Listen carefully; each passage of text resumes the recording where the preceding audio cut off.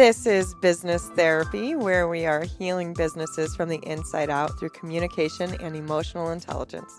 My name is Christine Salvo. I'll be your host today. I'm a therapist, a mediator, and a hypnotherapist. My co-host, Diane Dye Hansen, is on location in New Orleans working right now, so she will not be joining us today. So today, this is going to be a special topic, something near and dear to my heart. We're going to go ahead and blend therapy and therapy today, the same as we always do, but with a little more emphasis on the therapy side. So I'd like to talk to you this morning about mental health in the workplace. Being a therapist, this is something that's near and dear to my heart. I see this on a daily basis, multiple times a day, as you can imagine, and throughout the week. So I might bore you with some statistics today, but I really want to pour my heart into this issue that I feel is so important and could really use some spotlight and some time. So let's kind of get going here.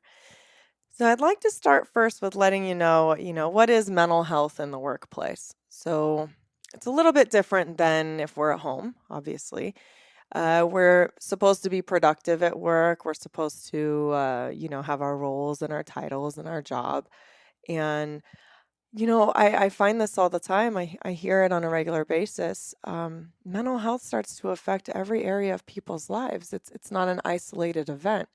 So maybe you started feeling kind of sad after a tragic event, maybe a divorce or a death or a significant change, job loss. Some people have physical injuries that kind of spiral them into a mental illness.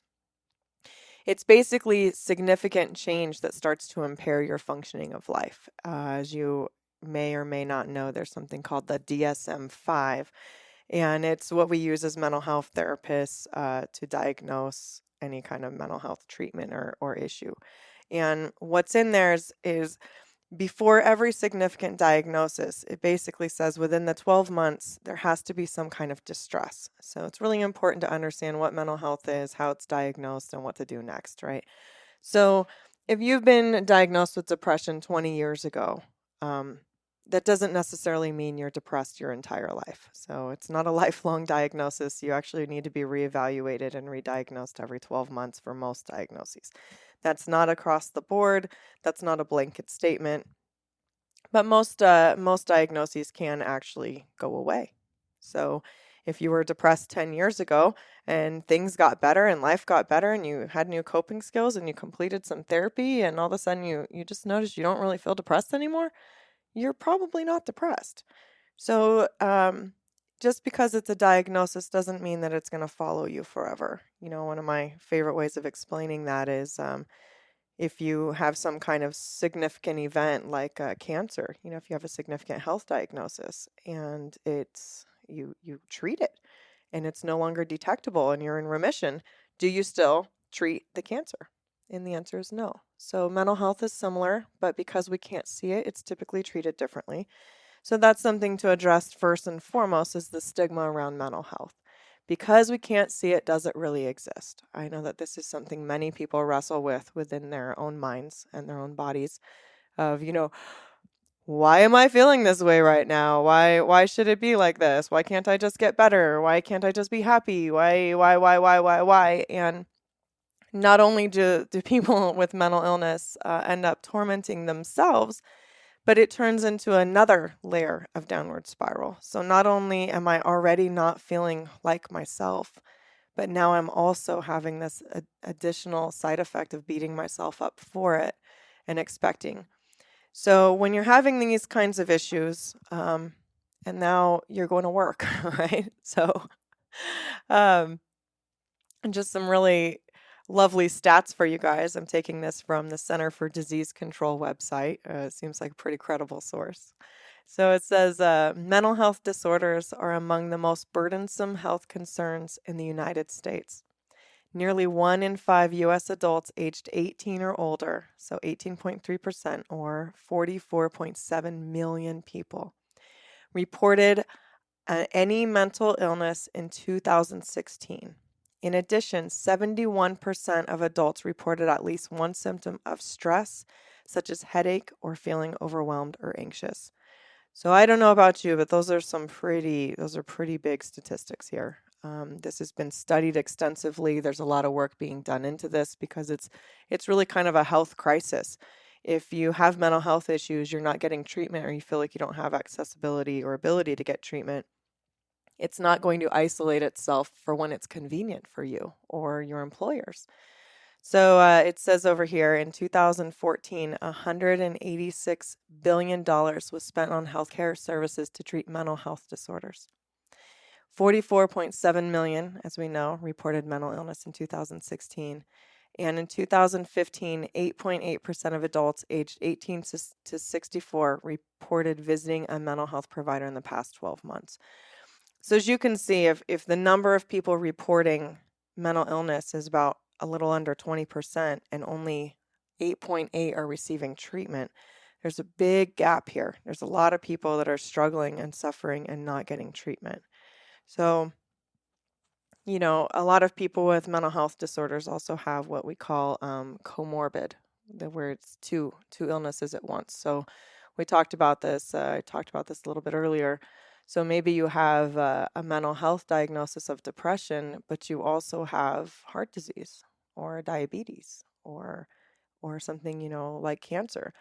And we are a human organism. We're one. We're one part, like a car. So a lot of times, we like to kind of think of ourselves that one of my favorite things to say in therapy is we walk around like our head's cut off, like it's not attached to us. You can either pay attention to your body or pay attention to your mind, but you can't pay attention to both.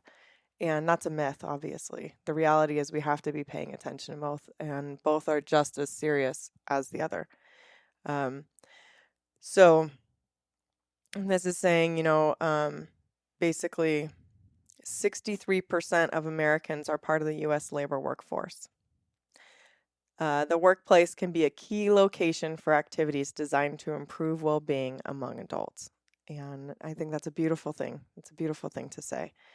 So work not only is this place where we go to make money and, it can be a source of stress, but it also can be a source of joy in our lives. It can also be a source of something we enjoy.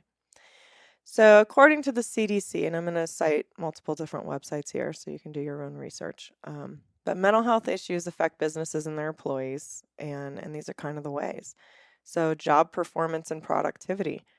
If you've ever known someone who's been depressed, which most people do, you understand that the first thing to go is drive. Typically, depressed people don't actually want to be depressed. It's a sad state to be in, not having the drive to get up out of bed, not having the drive to take a shower, not having a drive to take care of the responsibilities or get out of bed. That's a devastating way to live, and it's a devastating mental illness that is usually kind of, it's a blanket term now. I love hearing people when they're like, I have ADHD and I have depression, I have anxiety. And I'm like, great, who diagnosed you? And it's like, me. And well, there's a little bit more that goes into that. But you're probably not all that wrong, right? You're living your life, you're in your body, and you usually know when something's wrong. So your job performance, I'm depressed or I have anxiety or even ADHD. A lot of adults have ADHD undiagnosed. There's a lot of serious issues that can come with that as far as productivity and reliability, and ultimately how it affects someone's ability to maintain employment. So your job performance, your productivity, completely lowered. I'm here, maybe I showed up, but that's kind of it. I stamped the time card and that's all. Engagement with one's work. So again, I'm just here. Don't ask me for anything above the beyond, kind of keeping to myself. Communication with coworkers, isolation is a common symptom of depression, and physical capability and daily functioning. So when you're suffering with mental illness, again, it doesn't just stay in your head. Our brains affect our entire bodies, our thoughts affect our entire bodies. If I'm kind of sitting around thinking, I don't want to be here, I don't want to be here, I don't want to be here, I may develop headaches. I may develop some other kind of somatic symptoms, something that happens in my body that says it's time to go, right? Which also would kind of deplete my ability to work. So mental illnesses such as depression are associated with higher rates of disability and unemployment. Depression interferes with a person's ability to complete physical job tasks about 20% of the time and reduces cognitive performance about 35% of the time. Only 57% of employees who report moderate depression and 40% of those who report severe depression receive treatment to control depression symptoms. So you can see here, and again, this is from that website, I'm still there, that this is a pretty serious issue. So if you're an employer, yeah, I would definitely start taking this very seriously. So we're going to switch over and see what a different website has to say. And this is from the World Health Organization. Seems like another pretty credible website. So I'm just kind of going to read right here and let you know what they say. So key facts. This was just published in May of last year, so it's pretty recent. Work is good for mental health, but a negative working environment can lead to physical and mental health problems. Depression and anxiety have a significant economic impact. The estimated cost to the global economy is US dollars $1 trillion a year in lost productivity. Harassment and bullying at work are commonly reported problems and can have a substantial adverse impact on mental health. So I'm loving that that's the third thing that's right up there, that it's being addressed. Harassment and bullying in the workplace is a real thing. I hear this regular basis in my office, in my private practice. Just because we're adults doesn't mean we grew out of the playground and, the bullying and the cliques and the ostracizing and gossiping, all of those kinds of things. And it may seem like all fun and games in the moment. It may seem like a way to kind of get closer with other employees there, but it can really have some long-term effects on people. So there's many things you can do to treat this and work on this as a company, as an agency, whatever you're going to do. We'll keep kind of reading on these parts first. So globally, an estimated 264 million people suffer from depression, one of the leading causes of disability, with many of these people also suffering from symptoms of anxiety. A recent World Health Organization-led study estimates that depression and anxiety disorders cost the global economy, like I said, $1 trillion each year in lost productivity. Unemployment is a well-recognized risk factor for mental health problems, while returning to or getting work is protective. A negative working environment may lead to physical and mental health problems, harmful use of substances or alcohol, absenteeism, and lost productivity. Workplaces that promote mental health and support people with mental health disorders are more likely to reduce absenteeism, increase productivity, and benefit from associated economic gains. So you can see here that it's like bad news, bad news, bad news, but there's good stuff too. There is good stuff too. There's so many things that can be done if we really put our time and attention and focus on it and understand that mental illness can happen to anyone at any time.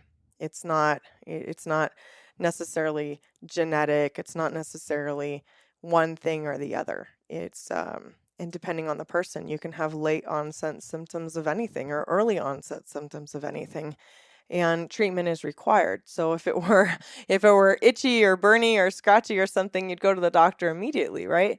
But because it's mental illness, it's technically or typically ignored. Maybe even people feel ashamed or like embarrassed. I don't want anybody to know I'm going through this. I might come off as like weak or incompetent or like it's an excuse. And unfortunately, when people aren't getting treated, they're not getting treated. It's not going to get better. So mental illness is just like anything else that's not getting treated. If you have an infection and you let it, continue, it's going to get worse. It's going to start, manifesting in all these different ways until finally something big happens and it's like, oh, I think I should probably deal with that and handle that now. So, obviously stress is a big one, right? So there's some risks to mental health, according to the WHO, and it says inadequate health and safety policies, poor communication and management practices, limited participation in decision-making, or low control over one's area of work. Now, this one I find to be really interesting. So the management piece, Managers, please do your work. Please take the time to do the things you need to do to really develop as a really good leader. Play on people's strengths, give them extra tasks, give them something they can kind of pour their heart into. This is how you're going to get the highest rate of productivity, the highest rate of job satisfaction. You're going to have high levels of engagement when you really play on what people like, who they are, and what their gifts and talents are. So often, people don't really like to just be told what to do as adults. I don't know if you guys, if you agree with me, but you usually like some kind of say in your life and what you're doing and how you're doing it. So micromanaging is a terrible decision. If the person isn't getting trained or if they can't really figure it out, offer a couple different ways, try a couple different people, or move on. But the micromanaging really doesn't work. So the low levels of support for employees. I used to work in a high school for 4 years, and this obviously wasn't an employee situation, but I'll never forget a few scenarios where I had to pull some kids out of class, and the teachers would kind of argue with me, like, why does this kid need to be taken out of class, da da da da da. And of course, I wouldn't reveal any specific information, just kind of like, hey, let them come. And I'll never forget a case where I'm so glad that I did. I'm so glad I advocated and fighted, because there was some child abuse going on in the home that would have not probably been discovered. There was a large, noticeable bruise. And when I finally did get to ask that question, the abuse had been going on for years. And obviously the police were called and interventions were had and all sorts of good things. But that teacher had no idea. It wasn't a low performing student. It wasn't, it didn't fit the bill for someone that might need someone to talk to. And it's so unfortunate, because so often that is the thing. You're fine, you don't need anybody to talk to. You have a great life, and then something bad happens, right? So in this case, luckily for that person, they got the help they needed. And people will interfere, and they're not going to understand. And I'm asking you as employees to, you don't have to tell anybody your medical history. That is private. It is protected, especially mental health. But you can, advocate for yourself at the same time. It's not everybody's business what you're going through or why you're going through it, but that you're getting treatment really does help productivity. It does actually help your employer in the long term. The next one on here is inflexible working hours. So yeah, I can identify with that one. So, being a therapist and working therapist hours, so many people are like, what are your nights and evenings and weekends? And it's like, those get taken up months in advance, because, I don't have a lot of availability there. And a lot of people don't have very flexible working hours. So that creates a barrier to treatment. So for my employers out there, if your employee needs an hour to go to a therapy session, it may be an investment. Maybe it's unpaid, maybe it is paid, maybe you support it. But either way, if you have an employee that's getting treated, and it's not, you don't get to know why, that's not on you, but supporting that, understanding, hey, this is probably pretty important, and then kind of sit back and watch as they make progress and as things change. And eventually they won't need the therapy sessions, or they'll be less frequent, and ultimately you'll reap the rewards, you'll gain. So the last one that says here is unclear tasks or organizational objectives. So yeah, I've definitely been in that I've definitely been in that situation where, you get hired for a job and you're just like, what am I supposed to do here again? And everyone's like, well, I don't know. You're just supposed to know your job, and, leading to really low work-life satisfaction and feeling kind of like you're creating a job. They're just trying to look busy, because you don't really have any definitions. But the main factor in that is you don't have a way to improve. If I don't know what I'm supposed to do, how am I supposed to improve at that? So bullying and psychological harassment, also known as mobbing, are commonly reported causes of work-related stress by workers and present risk to the health of workers. They are associated with both psychological and physical problems. These health consequences can have a cost for employers in terms of reduced productivity and increased staff turnover. They can also have a negative impact on family and social interactions. So, when you're not really mental health positive or in mental health awareness at your agency or your company, you're probably being talked about at dinner, every night when they get home, it's like, oh, I gotta vent about work for half an hour, and then on the weekends, I gotta do it some more. It's not gonna really look good for your agency either. There's a lot of negatives here. There's a lot of better ways of doing this. So let's see here. Last but not least, on kind of the negative things, we're going to go to Harvard Health Publishing from Harvard Medical School. So this is saying from Stanford that many mental health problems affect many employees, a fact that is usually overlooked because these disorders tend to be hidden at work. I'm sure people have done that. You kind of pull on your big boy shoes or whatever, and you just kind of get through the day, and you're just getting through the day, and you're getting through the day.